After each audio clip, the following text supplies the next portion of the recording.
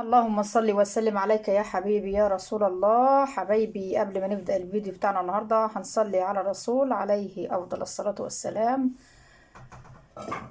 إن شاء الله يا حبايبي، وصفتنا النهاردة هتكون صينية مكرونة بشاميل. طبعا هنبدأ بالصلاة على الرسول عليه أفضل الصلاة والسلام. هنعمل مع بعض صاج اللحمة. معنا طبعا بصلتين وسط، فرمناهم كده في الكبة بتاعتنا بالشكل ده، ومعانا معلقة زيت، معلقة سمنة. هننزل كده البصل بتاعنا. معانا طبعا البصلية بتاعتنا بالشكل ده. معانا طبق مفروم، هننزل كده طبعا على البصل.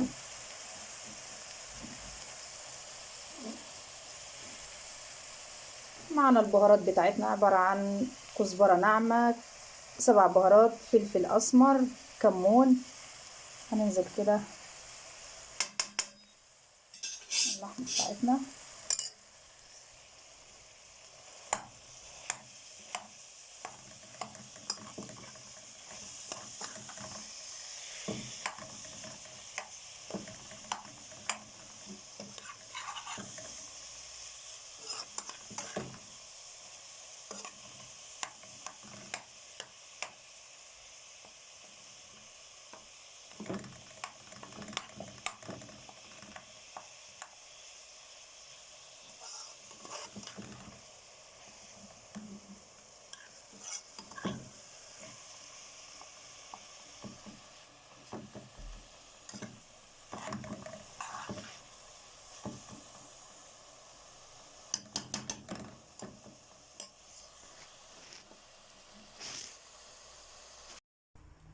كده يا حبايبي العصاج بتاعنا طفينا عليه خلاص، ما شاء الله اهو.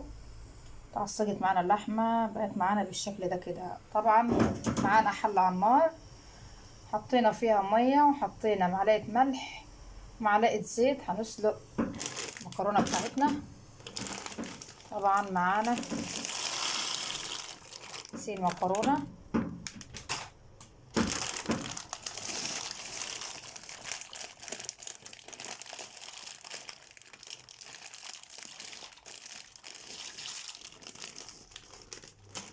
ناخد كيس ونص كده على قد مقدار الصينيه بتاعتنا.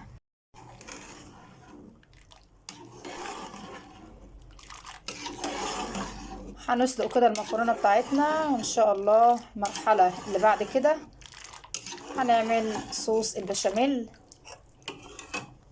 معنا طبعا كيلو لبن غلي معانا، وحطيناه كده هيبرد. ان شاء الله هنشتغل في البشاميل مع بعض.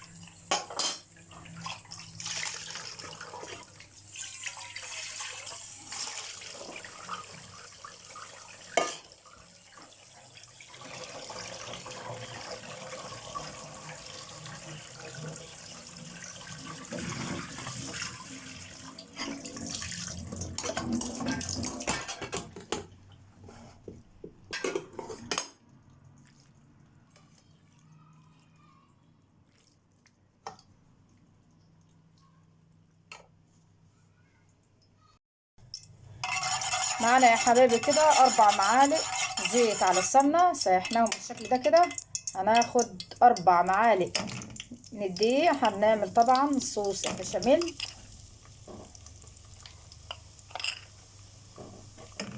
نزود كده المعلقه بتاعتنا صغيره.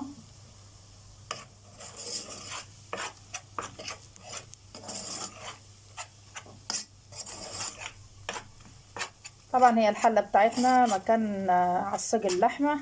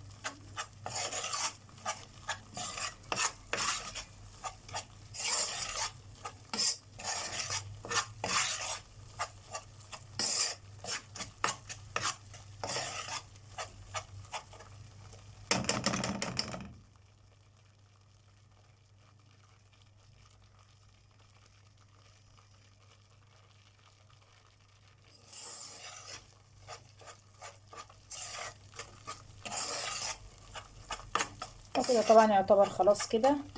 هننزل باللبن، كيلو اللبن اللي معانا طبعا يا جماعة غلي وبردناه خالص. هننزل كده على صوص البشاميل بتاعنا.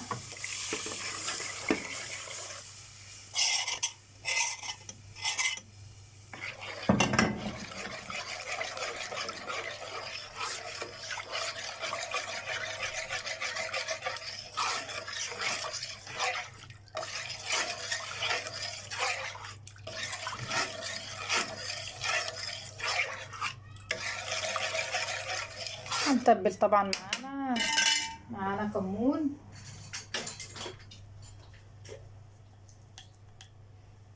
معانا كمون كده، معانا فلفل اسمر،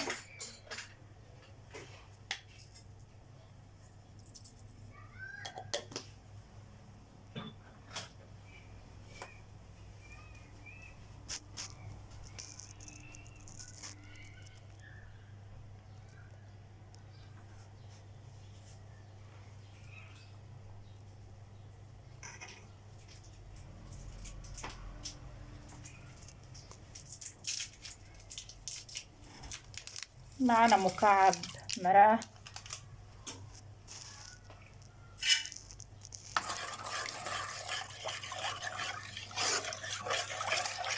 نقلب طبعا يا جماعة فيه كده عشان ما يعملش اي تكتلات معانا.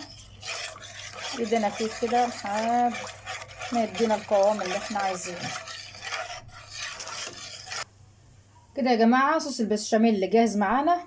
هنبدأ نرص صينية المكرونة بتاعتنا. معانا الصينية بالحجم ده، دهناها طبعا معلقة زيت كده.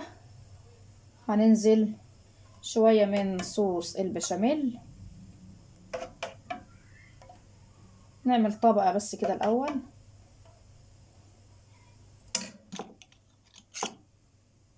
نوزعها كده الصينية كلها. طبعا احنا مسخنين الفرن بتاعنا على درجة حرارة 180، مولعين طبعا الشواية الفرن. هننزل بنص كمية المكرونة بتاعتنا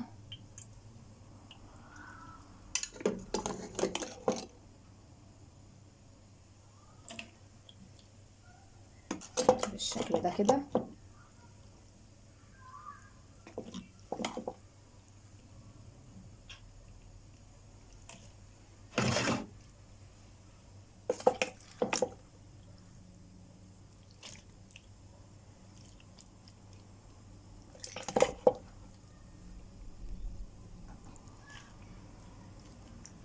اعملوا لايك يا جماعة، اللي يتفرج على اي فيديوهاتي يعمل لي لايك ويعمل اشتراك للقناة.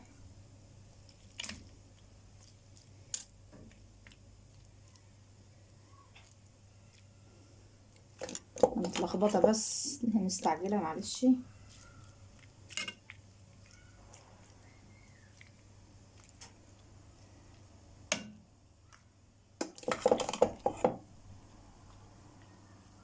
بإذن الله كده احنا على دخول رمضان هنعمل طبعا فيديوهات فطار ان شاء الله مع بعض، فيديوهات السحور والعزومات بتاعتنا. هتشوفوا فيديوهات حلوة ان شاء الله بإذن الله مع بعض. وكل سنة وانتم طيبين طبعا. قبل اي شيء هننزل كده بطبقة من البشاميل. بنحبها يا جماعة كده غرقانة كده بصوص البشاميل.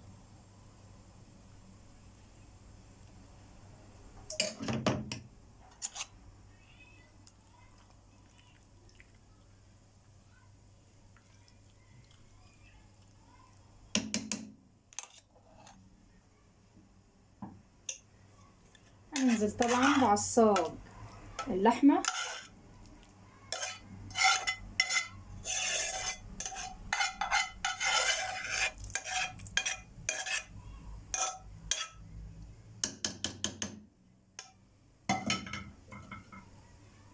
اول يوم مدارس يا جماعة، كل سنة وانتم طيبين. نعمل حاجة كده حلوة لاولادنا بعد ما يجوا ان شاء الله كده من المدرسة، حاجة كده تدفيهم جو ساعة خالص.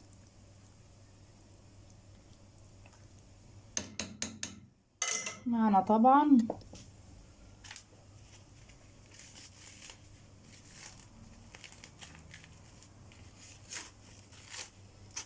معانا يا جماعة ميكس كده جبن زيتون طبعا بتاع بيتزا، هنحط كده على المكرونة بتاعتنا.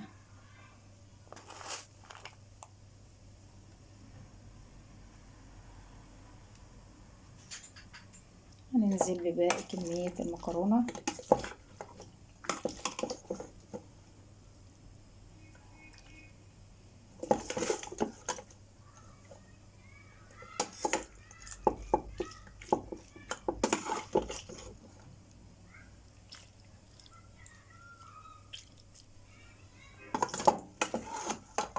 طبعا مكرونه بشاميل يا دوب نديها شطفه بسيطه كده بس، عشان كده بتمسك معانا.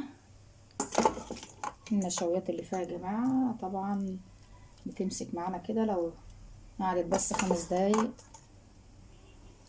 بالشكل ده.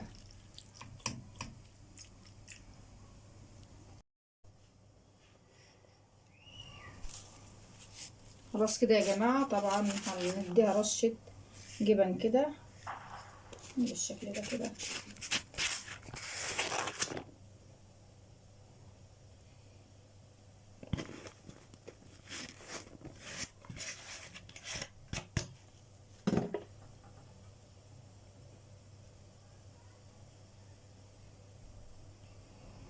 هندخلها الفرن ان شاء الله، هتشوفوها بعد ما نخرجها من الفرن.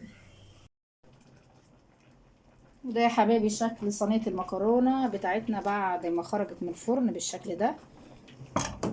جبنا ساحت طبعا على الوش زي ما احنا شايفين اهو. ايه رايكم؟ هتبرد كده ان شاء الله هنقطعها وتشوفوها ان شاء الله معانا. زي ما احنا شايفين يا جماعه صينيه المكرونه طلعت لها الخلطه بخلطتها ما شاء الله، الله اكبر عليها. كمان دي عايزه تبرد، لو بردت هتطلع معانا ما شاء الله. واحنا يا جماعه بنحبها كده ايه جوسي زي ما احنا شايفين كده. نحب الصوص بتاعها يكون سايل بالشكل ده كده. ايه رايكم؟ نقدمها طبعا زي ما احنا شايفين اهو. نقدمها طبعا كده مع شيبسي، حبه شيبسي كده، حبه مخلل، وجبه كده سريعه، يعني حاجه كده تدفينا وتدفي اولادنا في الشتاء اللي احنا فيه ده. يا ريت يا جماعه ما تنسوناش في اللايك والاشتراك، والسلام عليكم ورحمه الله وبركاته.